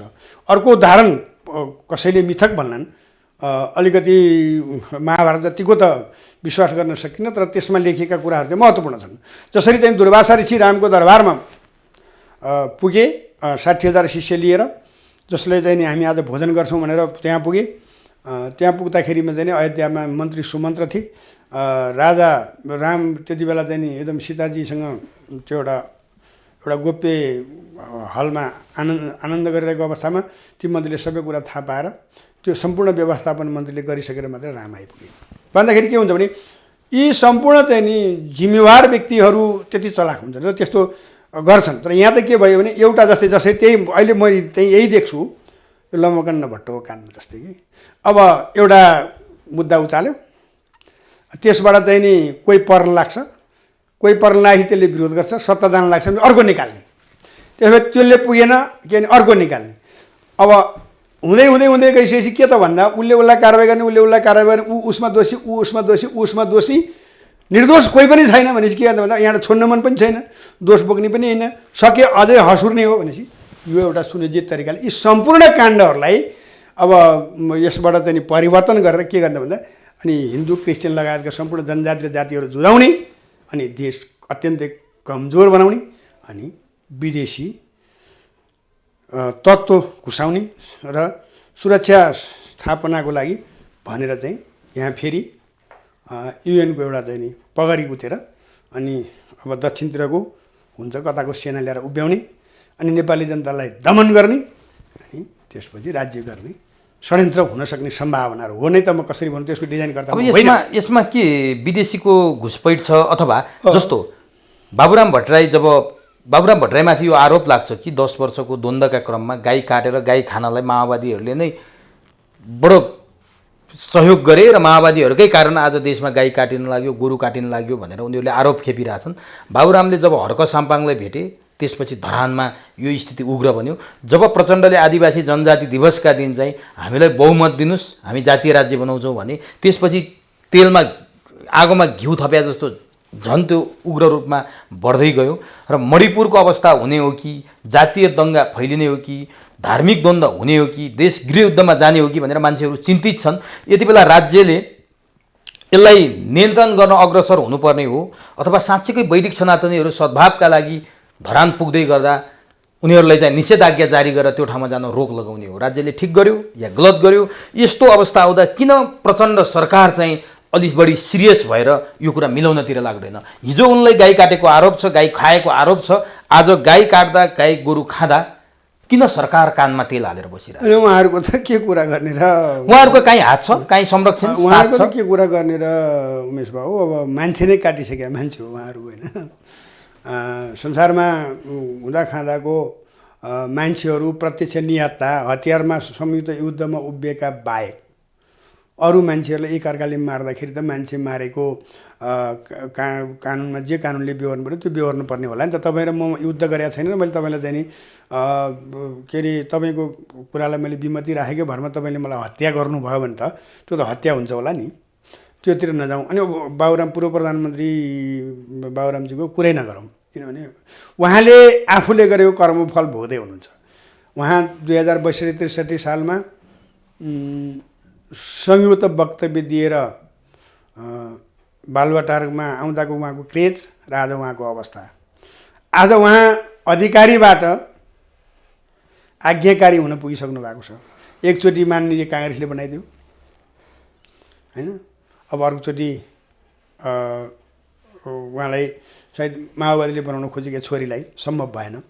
कारण उहाँले आफ्नो यदि राम्रो गर्नुहुन्थ्यो भने त उहाँ जस्तो विद्वान यसरी किनारा लाग्नु पर्दैन थियो होला। त्यसमा उहाँको बारेमा मैले धेरै कुरा भन्न चाहिनँ, किनभने उहाँहरूको कहीँ कतै समर्थन हो गाई गोरु काटिनुमा? उहाँहरूको समर्थन उहाँहरूले प्रत्यक्ष रूपमा भनिराख्नु भएको छ। उहाँहरूको समर्थन भन्दा पनि उहाँहरू यस षड्यन्त्रको एउटा चाहिँ नि सम्भाग यहाँको उपस्थित उहाँहरूको कहीँ न कहीँ त्यहाँ यहाँ त्यसको सम्भाग एउटा कसैले खडा गरेको एउटा पात्र उहाँहरू हुन सक्नुहुन्छ, कुनै आपत्ति भएन। खोइ त आज सरकारले यो विषयलाई चाहिँ साम्य पार्नुपर्नेमा झन् चाहिँ आगोमा पेट्रोल थप्या जस्तो। अहिले सर बाबुरामजीको कुरा नगरौँ, होइन प्रचण्डकै कुरा गरौँ। अहिले प्रचण्डजीको पनि के कुरा नगरौँ भने उहाँलाई सत्ताबाट बहिर्गमन हुनु परेको छ, आफै निस्किँदा लाज हुन्छ।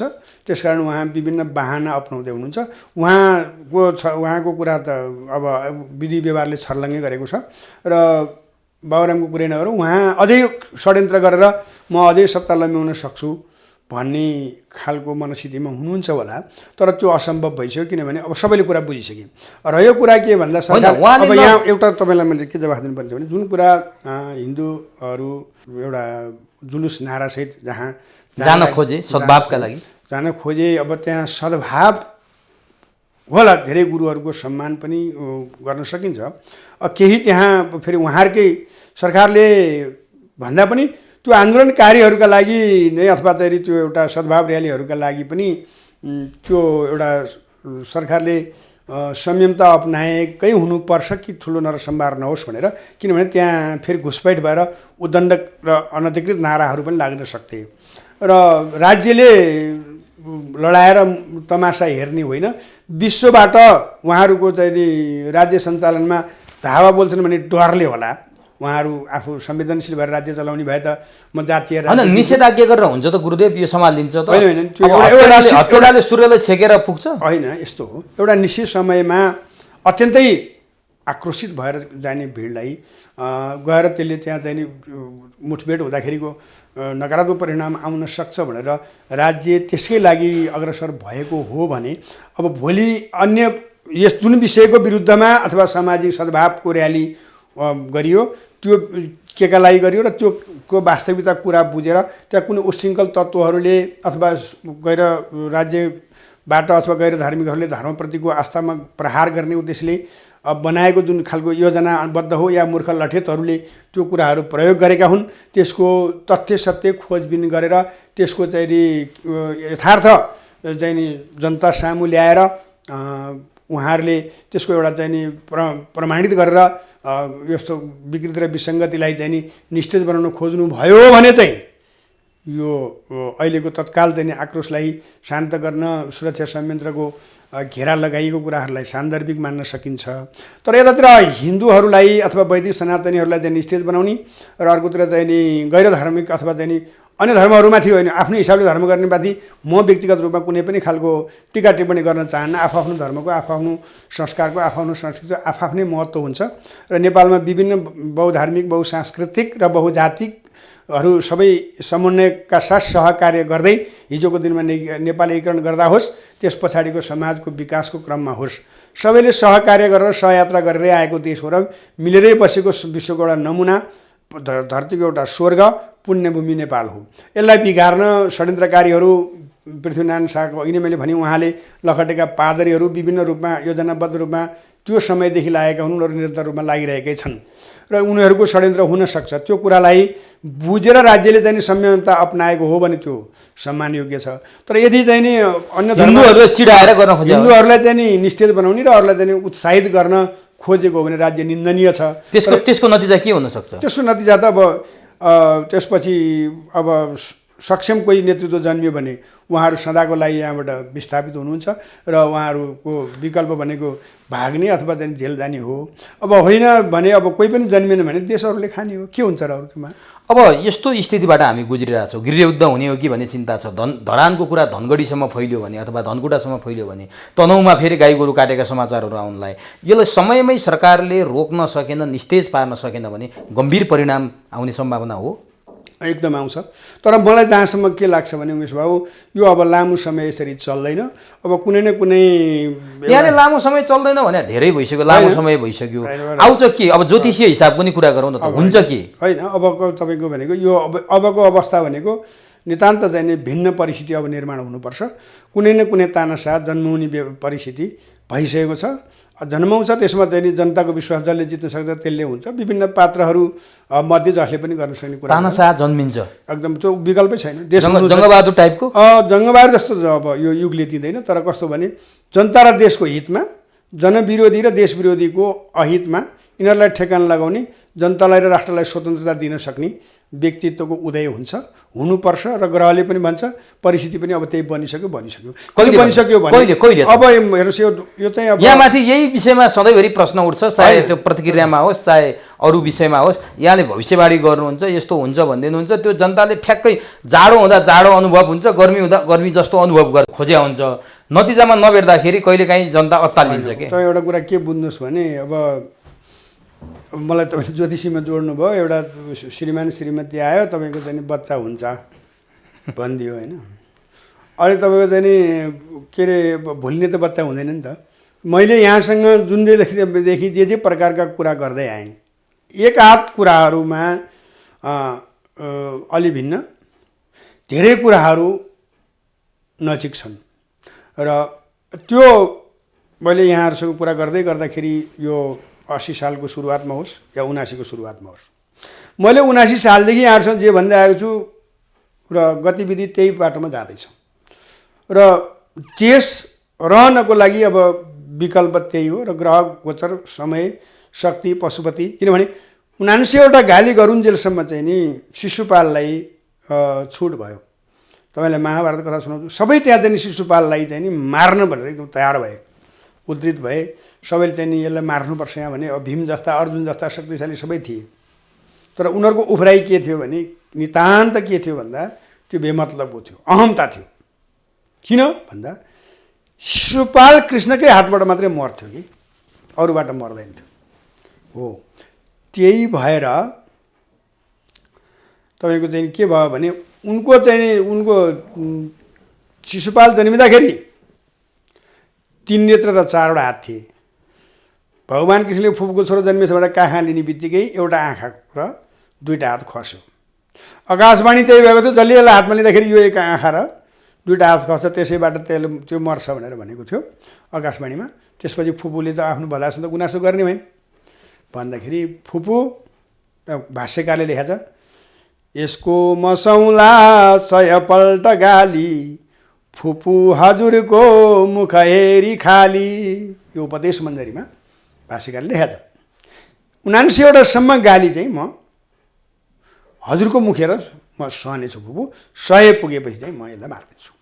त्यस कारण महाभारतको हस्तिनापुरको यज्ञमा आउँदाखेरि सर्वेश्वर परमेश्वर कृष्ण नै यो यज्ञका चाहिँ अधिष्ठा अधिधात्री विशेष हुन् भनेर भीष्म द्रोणाचार्य आदि गरेकाले स्वीकारिसकेपछि शिशुपाल आएर के भन्छ भने, यो भागेर हिँडेको, जरासन्धसँग युद्ध गर्दा लुकेर हिँडेको श्रीकृष्णलाई लुकेर हिँडेको, गाईको गोठालालाई नि यो गोपिनीहरूका पछिलाई नि पछुवा, एउटा भतुवा आदि खालको विविध प्रकारका चाहिँ गाली गर्छ।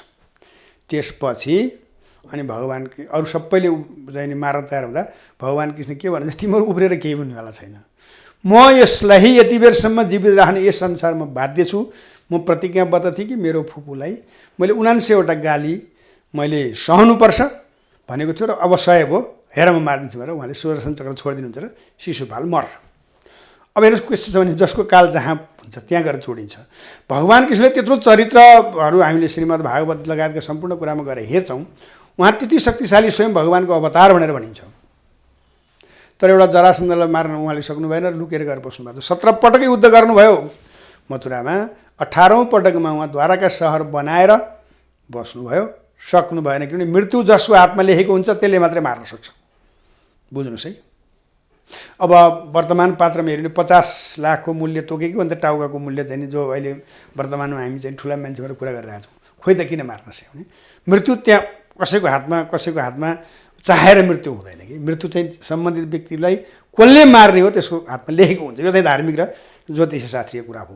अब त्यो हिसाबले चाहिँ के भयो भने अब भीमले मात्रै मार्न सक्ने भएको हुनाले जरासन्ध मार्नको लागि महाभारत गराएर महाभारतमा पाण्डवहरूलाई जिताएर भीमद्वारा चाहिँ नि मल्ल युद्ध गराएर त्यो पनि झुक्क्याएर जरासन्धको वध गरियो।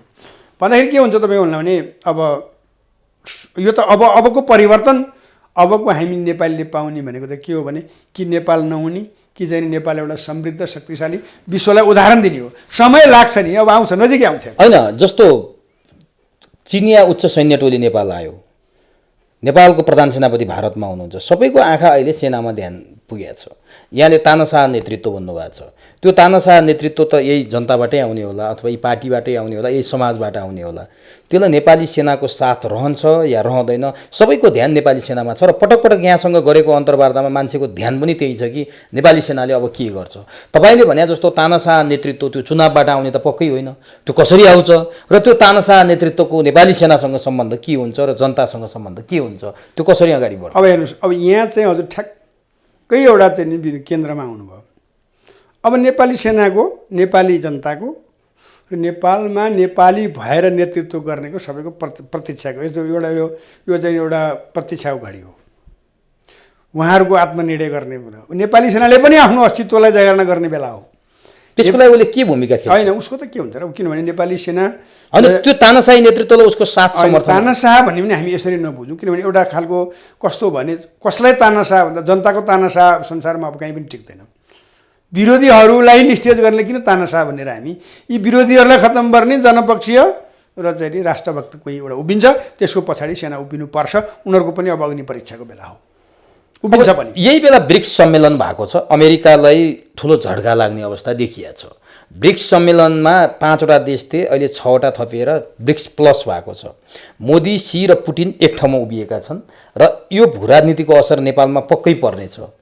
यसमा अमेरिका ब्याक हट्ने सम्भावना कति छ र यो ब्रिक्सको 15औं शिखर सम्मेलन जहाँ दक्षिण अफ्रिकाको जोहान्सबर्गमा सम्पन्न भयो, त्यसले बडो महत्त्वपूर्ण घोषणा गरेको छ र बडो आर्थिक रूपमा चाहिँ उदयमान राष्ट्रहरू 6वटा राष्ट्र त्यहाँ थपिएका छन्। यो ब्रिक्स सम्मेलनको नतिजा नेपालमा के देखिनेछ र त्यसको प्रभावले नेपालको विद्यमान व्यवस्थालाई अगाडि बढ्न सहज हुनेछ अथवा यसको विकल्पमा अर्को व्यवस्था आउन सहज हुनेछ? अमेरिकाका लागि यो कतिको घातक हुनेछ? यो त मैले भन्दै आएको हो, किनभने अमेरिका पतनोन्मुख अब एकदमै चाहिँ नि खस्किँदो अवस्थामा छ। किनभने उनीहरू कस्तो भइदिए भने उनीहरूले कुनै जायज नाजायज सत्य असत्य भन्दा पनि म बाहेक अरू सत्य नै छैन भनेर उनीहरूले नराम्रो र अत्यन्तै अमानवीय तरिकाले चाहिँ जब चाहिँ एसियातिर उनीहरू चाहिँ अग्रसर भए, त्यहाँ नै उनीहरू पतनको सुरुवाती भयो। जस्तो तपाईँको चाहिँ नि अफगानिस्तानकै कुरा गरौँ, उनीहरूले चाहिँ जब इराकमा युद्ध लड्दा नै उनीहरू पुरै ध्वस्त भइसकेका हुन्। त्यति बेलै झन्नै हात उठाउन सक्ने अवस्था आइसकेको थियो। धन्न परमात्मा उनीहरूले अलिकति चलाकी थिए, बेलैमा चाहिँ त्यहाँ उनीहरूको एकल निर्णय थियो र उनीहरूले त्यहाँबाट त्यसलाई चाहिँ अलिकति व्यवस्थित गरेर अहिले अलिकति अगाडि बढ्न के खोज्दै थिए त्यही बेला फेरि उनीहरू जान्ने भए। त्यो एउटा चाहिँ साम्राज्यवादी शक्ति, त्यहाँ डेमोक्रेटिक शक्ति, दुईवटा शक्ति छ। तिनले फेरि अफगानिस्तानमा नि उनीहरू असफल भए र अहिले जुन तरिकाले, जुन उद्देश्य र जुन तरिकाले उनीहरू नेपाल प्रति हेरिरहेका छन्, त्यसले पनि उनीहरूलाई अहिले अब यतातिर तर्साउने मुखले मनभित्र डर पैदा भएको अवस्था हो। अब एसियातिर शक्ति अब उदय हुने बेला हो। अब किनभने म यहाँलाई मैले पहिले पनि भने होला, नभए अरू कुनै ठाउँ भने, महाभारत एउटा चाहिँ नि शक्तिशाली थियो त्यति बेलाको हस्तिनापुर अथवा दिल्ली। त्यसले विश्वलाई चाहिँ नि उसको औँलामा नचाउँथ्यो र त्यो शक्ति ध्वस्त भयो। कहिले भन्दा द्वापरको अन्त्यबाट सुरु भएर द्वापरको कलिको 36 वर्ष राजपाट गरेर युधिष्ठिरहरू कहाँ गए त भन्दा उनीहरू जिउँदै स्वर्ग नेपालको बाटो गए भन्ने पनि हामी पाउँछौँ पौराणिक इतिहासमा। त्यो कुनै कथा नभएर इतिहास हो। अब भन्नलाई त्यसलाई मिथक भन्छन्, यो भन्छन्, त्यो भन्छन्। त्यो भन्नको लागि जे पनि भन्न पाइन्छ, व्यक्ति स्वतन्त्रताको हामी के अरे विरोध पनि गर्दैनौँ। त्यसपछि हामी हेऱ्यौँ भने अनि हामी यता ठ्याक्कै पल्लो कुनामा गएर हेर्दाखेरि माया समुदायको जुन चाहिँ नि इतिहास छ, माया समुदायको एउटा पञ्चाङ्गको इतिहास ठ्याक्कै 5000 वर्ष पुरानो छ। भन्दाखेरि के छ त भन्दा या त मान्छे त्यहाँबाट युद्धको डरले विस्थापित हुँदै गएर सम्पूर्ण शक्ति बुद्धि विवेक लिएर गएर उनीहरू चाहिँ मेक्सिकोमा गएर बसे अथवा के गरे। 5000 वर्ष भारतवर्षमा साम्राज्यवाद रह्यो। त्यसपछि त्यो साम्राज्यवाद क्रमशः चाहिँ नि माया समुदायलाई जोड्दा, इटालीलाई ग्रिकलाई जोड्दाखेरि त्यो 5000 वर्ष भएको अवस्था पाइन्छ।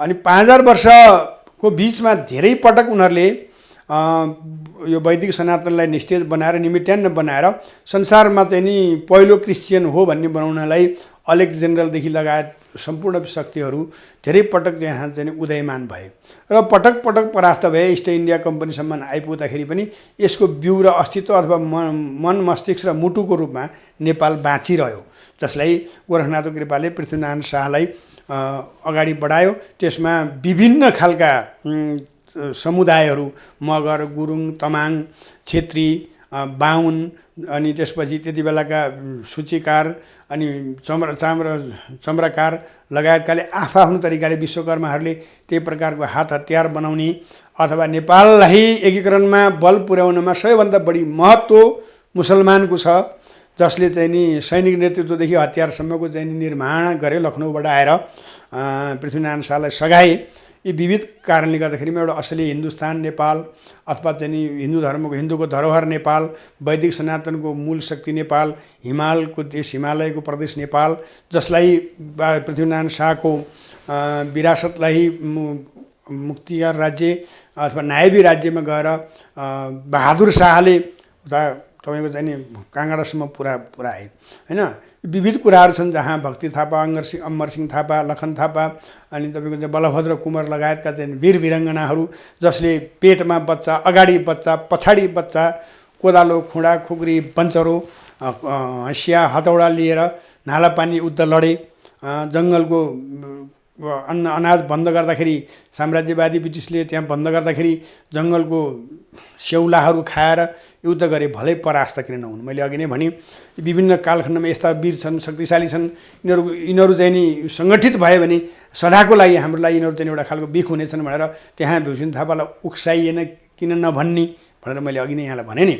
यी विविध कारणले गर्दाखेरि विविध कालखण्डमा म यहाँलाई भन्दैछु, विविध कालखण्डमा चाहिँ के छ त भन्दा अन्त्यम बिन्दुमा दुःखद घडीमा कुनै न कुनै रूपले, कुनै न कुनै परमेश्वरको कृपाले यहाँ कसै न कसैलाई उठाएको छ र बचाएको छ। र एउटा जिउँदो इतिहास तपाईँको मानव विकासको हिसाबले भनौँ, संसारको जेठो वैदिक सनातनको हिसाबले भनौँ, संसारमा सृष्टिको पहिलो भूमिको हिसाबले भनौँ, बुद्धले ल्याएको शान्तिको एउटा विश्व शान्तिको एकल शान्ति सन्देशबाट शान्ति राज्यमा विश्व स्थापना गरेको कुरालाई हेरौँ, सीताले चाहिँ नि शक्तिको रूपमा उत्पत्ति भएको हिसाबले हेरौँ, पार्वतीले तपस्या गरेको हिसाबले हेरौँ र भगवान् शङ्कर शिवले स्वयं चाहिँ नि रोजेर हिमालय खण्डमा बास बसेको हिसाबले हेरौँ।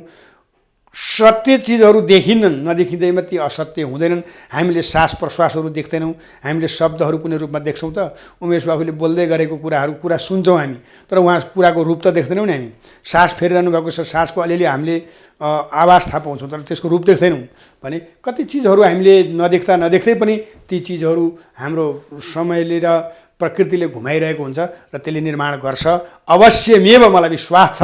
अब अति भयो, अब बिट मार्नुभन्दा अगाडि मैले गुरुदेवबाट के उत्तर चाहेँ भने तत्काल यहाँले त असोज तोकिरहनु भएको छ, तत्कालको समयमा नेपालमा कुनै उलटपुलट भयानक उथलपुथल हुने कुनै त्यस्तो सम्भावना देख्नुहुन्छ मिति तोकेर भन्न सक्ने? यसलाई अब ज्योतिषीय दृष्टिकोणमा ल्याइदिनु भयो। हामीले थोरै समय ज्योतिषमा जाँदाखेरि चाहिँ भोलि 12 गते भोलिबाट शुक्र मार्ग हुन्छन्। आजसम्म यो वर्षको मन्त्री ग्रह हुन् शुक्र, र 23 गतेसम्म चाहिँ के छ भने तपाईँ 23 गतेभित्र नै भोलिकै दिनमा पनि केही भइहाल्न सक्छ। 23 गतेभित्र नै अकल्पनीय, फेरि यसलाई अर्को एकदम अकाट्य भाषामा नबुझौँ, अकल्पनीय खालको एउटा चाहिँ राम्रोको लागि कुनै दुर्घटना भदौ 23 गते भित्र त्यहाँ बुध पनि अस्तबक्र छन् अहिले। राजा र मन्त्रीको त्यस्तो अवस्था छ यो वर्षको। र अर्को कुरा असौजभित्र चाहिँ गुरुचण्डालयोग छ। गुरुचण्डालयोगभित्र उनी यस्तै खालका वितण्डाहरू हुन् र त्यसपछि जब असौजको 30 गते गुरुचण्डालयोगबाट गुरु मुक्त हुन्छन् त्यसपछि के हुन्छ भन्दा परिस्थिति भिन्न आउँछ र यो सालभरिमा हामीले एउटा शक्तिशाली नयाँ नेतृत्व पनि पाउँछौँ, एउटा चाहिँ नि विश्वलाई उदाहरण दिने खालको देश बन्ने नेतृत्व पाउँछौँ र उदाहरणीय देश पनि बन्छ। नभए 99% हाम्रो देश बन्छ र संसारलाई उदाहरण हुन्छ र संसारमा कुनै न कुनै रूपमा धार्मिक दृष्टिकोणले होस्, बौद्धिक दृष्टिकोणले होस्, यसको एउटा चाहिँ नि शक्ति संसारभरि उदाहरणको लागि मात्रै नभएर शासनको लागि पनि जसरी बुद्धले संसारभरि बुद्धको चाहिँ नि शान्तिको सन्देश फैलाए जस्तै नेपाल चाहिँ एउटा संसारको शक्तिशाली मुलुक, संसारको सम्पूर्ण शक्ति लागे पनि केही पनि गर्न सक्दैन भन्ने खालको उदाहरण बन्ने र संसारले एउटा मान्य देश बन्ने यो सुवर्ण अवसर हो। त्यो अवसर यो देशले पाउँछ। संसार किनभने अहिले सकिने बेला भएको छैन, नेपाल सकेपछि संसार रहँदैन। किनभने जसरी खाडी मुलुकमा सबैको चासो भयो गाडीमा गुड्नको लागि, भोलिका दिनमा नेपाल त्यस्तो चासोको विषय हुन्छ पानी पिएर बाँच्नको लागि। किनभने नेपाल त्यस्तो भूमि हो। नेपाल मरेपछि विश्व नै प्रलय हुन्छ। सकिन्छ, त्यहाँ सकिने बेला भएको छैन। त्यसकारण चाहिँ नि नेपालले कुनै न कुनै रूपमा विश्वमा चाहिँ आफ्नो एउटा ज्योति फैलाउँछ र नेपाल एउटा चाहिँ नेपाल हो। जसरी वीरेन्द्रले श्रीपाद महाराज वीरेन्द्रले शान्ति सन्देश मार्फत अथवा शान्ति स्थापना गर्ने हिसाबले जुन खालको प्रस्ताव ल्याउनु भएको थियो, यिनै झोले विदेशी षड्यन्त्रकारी व्यक्तिका खलपात्रहरूले निस्तेज गरेका थिए र त्यो खालको एउटा सन्देशवाहक देश बन्छ भन्ने मलाई विश्वास छ। यो सालभरिमै बन्नुपर्छ र यसको विधि व्यवस्था र योजना तर्जुमा असोजभित्र भइसक्नुपर्छ भन्ने लाग्छ। यो ज्योतिषीय दृष्टिकोण हो। मेरो दृष्टिकोणमा पनि के छ भने तपाईँको राजनीतिक यसो विश्लेषण हेर्दा पनि अलिकति हजुरसँग मैले समय लिनै पर्ने भयो, हजुरले मलाई दिनै पर्ने भयो। जस्तो के छ भने यहाँ जब नेपाललाई सङ्कट पर्छ त्यसपछि अनि यो बहुआयामिक र अथवा बहुदृष्टीय चासोको विषय पर्छ। अब यहाँ कसैको पनि एकल वर्चस्व नरहेको अवस्था भयो। भारतीय पकड पनि खोत्किँदै गएको, चाइनालाई पश्चाताप हुँदै गएको, युरोपियन युनियन एकल जित्न नसक्ने अवस्थामा रहेको, अमेरिकालाई अब नेपालमा अब अहिले नेपाललाई पतन गराउनुभन्दा नेपाललाई कुनै न कुनै रूपमा टिकाउनु पर्ने अवस्था आएको कि हामी भाग्यमानी हो, दुर्भाग्यभित्र पनि टिकाउनु पर्ने अवस्था आएको र युक्रेन युद्ध भइदिएको र रुसिया चाइना र भारतलाई चाहिँ नि दबाब दिने अवस्थामा पुगेको हुनाले हाम्रो लागि यो भित्रबाट चाहिँ नि रसियाले अब धावा नै बोल्छ। किनभने हामीले 17 साल पछाडिको हाम्रो विकासको क्रमलाई हेर्ने हो भने रसियाको म यहाँलाई फेरि भन्छु ठुलो योगदान छ। किनभने हामी अति चाहिँ स्वार्थी भयौँ, हुनुपर्ने भन्दा बढी। आज नेपालमा तपाईँको चाहिँ नि एउटा डाक्टर चाहिँदाखेरि कि इन्डियाबाट ल्याउनु पर्थ्यो, कि उपचार गर्न इन्डिया जानु पर्थ्यो। रसियाले हामीलाई कति डाक्टर दियो तपाईँको चाहिँ कोलम्बो प्लान बनाएर। हामीलाई इन्जिनियर चाहिँदाखेरि हामी बिहार जानु पर्थ्यो, हामीलाई कति इन्जिनियर बनाएर पठायो। र हामीलाई कि हिँड्नु पर्थ्यो कि घोडा चढ्नु पर्थ्यो। हामीलाई गाडी कुद्न रसियन जिप कति पठायो रसियाले। किनभने ऊ हिजोको एउटा ऐतिहासिक मुलुक हो, कुनै आप्रवासीहरूले बनाएको मुलुक होइन। नेपाल ऐतिहासिक मुलुक हो, कसैले बनाएको होइन। जस्तै हाम्रो भाषा मिल्छ, हामी नजिक हुन्छौँ। जस्तै हामी युरोप छिर्यौँ भने हामीलाई एसियनहरूले के गर्छ भने हाम्रो युरोपियनसँग विवाद हुँदाखेरि एसियनले चाहिँ हामीलाई सपोर्ट गर्छ। म तपाईँलाई एउटा उदाहरण दिन्छु, अलिकति समय मैले लिइदिएँ, हुन त हजुरलाई यो समयको पाबन्दी छ। म पहिलोचोटि 2001 मा फ्रान्स जाँदाखेरि एउटा फ्रेन्चसँग मेरो झगडा पऱ्यो, फ्रेन्चसँग झगडा पऱ्यो। अनि यस्तै विषयहरूमा के अरे बाहुन क्षेत्रीय आदि कुराहरू, जातीय कुराहरूको विषयमा झगडा पर्दै गयो। अनि त्यो अलिकति बढी प्रतिस्पर्धी भएर त्यो आयो। म एक्लै भएँ, उनीहरू 2 जना फ्रेन्च थिए। त्यसो एकजना जापानिज त्यहाँ बसिरहेको थियो, ऊ फेरि त्यहाँ फ्रान्सको बासिन्दा होइन, ऊ पनि म जस्तै यात्रामा गएको। संयोगले हामी 4 जना भेला भएको थियौँ। अनि त्यो जापानिजले मलाई यस्तो सपोर्ट गर्यो। अनि सुनि लास्टमा चाहिँ के भने मलाई उसले बल पुऱ्याउँदाखेरि म पनि अलिकति बोल्न सक्ने भएर त्यसपछि ती 2 जना चाहिँ नि फ्रेन्चहरू उनीहरू अन्तिममा गएर सरी भन्नेमा पुगे होइन। त्यसपछि मेरो एउटा चेला छ नेपाली प्रकाश पाठक भन्ने, अहिले पनि फ्रान्समै बस्छन् उनी। अनि उनले त्यो जापानीलाई सोधे कि गुरुसँग तेरो निकटता पनि छैन, हिजो चिनेको पनि छैन, फेरि भेट हुन्छ हुन्न नि थाहा छैन, तर चाहिँ तैँले फेरि किन चाहिँ गुरुको पक्षमा लाएर त्यो के अरे फ्रेन्चलाई यसो भनिस् भन्दाखेरि के उसले के भने त्यो जापानिज केटीले भने मेरो सम्बन्ध गुरुसँग होइन, मेरो सम्बन्ध क्षेत्रसँग हो। गुरु पनि एसियाको, म पनि एसियाको, हामी एसियनलाई चाहिँ नि गोराहरूले हेप्ने, त्यस कारण मैले चाहिँ वज्रराज लोहानीलाई सपोर्ट गरे हो। मैले कुनै चिन्जान भएर पनि गरे होइन, मलाई कुनै आशा भएर गरे पनि होइन। किनभने उहाँको कुरा जायज पनि थियो र उनीहरूले एसियनलाई हस्तक्षेप पनि गरेका थियौँ।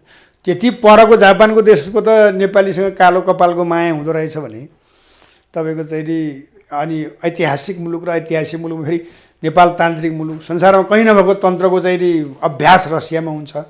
विविध कुराहरू छन्, विविध आयामहरू छन्, यी सबै जोडिएर आएका छन्। अब कुरा के रह्यो भन्दा विश्वास छ देश एउटा ऐतिहासिक बन्छ। यदि यो वर्षभरि केही भएन भने अब हामी सकिन्छौँ, सिद्धि हो। तर यो त्यो 1% हो, 99% हाम्रो देश बन्छ। हस् गुरुदेव, यो महत्त्वपूर्ण समय र संवादका लागि यहाँलाई हार्दिक हार्दिक नमन छ। यहाँलाई पनि धेरै धेरै धन्यवाद। जाँदा जाँदै म फेरि पनि भन्न चाहन्छु, मेरो कुनै नेतृत्वप्रति अपमानजनक शब्द प्रयोग गर्ने बानी पनि छैन र म वैदिक सनातनी हुँ होइन पनि भन्दिनँ, तर म अन्य धर्महरूको विरोध पनि गर्दिनँ। तर आफ्नो धर्म आफ्नै हिसाबले गर्नुहोस्। सामाजिक सद्भाव र एउटा परम्परागत राष्ट्रिय हितमा चलेका आफ्ना गतिविधिहरूलाई, आफ्नो सांस्कृतिक कर्महरू आफ्ना घरभित्र गर्नुहोस्। सामाजिक रूपमा सामाजिक सद्भाव फैलाउने काम कसैको उक्साबाट लाएर कसैले पनि नगर्नुहोस्। हामी सबै जहाँ रहे पनि नेपाली हौँ, नेपाल रहे मात्रै हामी नेपाली बन्नेछौँ र नेतृत्ववर्गले यसरी नै बुझ्नुहोस्। सुध्रिने मौका छ, सुध्रिनुहोस्। पत्रकार महोदयहरूलाई पनि यसो जनताको वाइवाई पाउनको लागि केही कुराहरू देखिहाल्यो भने पनि अनावश्यक रूपमा प्रचार प्रसार कम नगर्नु। हुन त उमेश बाबुले भन्नु सबै पत्रकार महोदयहरूलाई के भन्छु भने सामाजिक सद्भाव भड्किने खालका कुराहरूलाई चाहिँ सकेसम्म सामाजिक रूपमा नल्याएर भित्रभित्रै त्यसको व्यवस्थापन गरिदिए अति उत्तम हुन्छ भन्ने कामनाका साथ यो अवसर दिनुभएकोमा चुरो कुरो टिभी लगायत उमेश बाबुलाई धेरै धेरै धन्यवाद। हस्।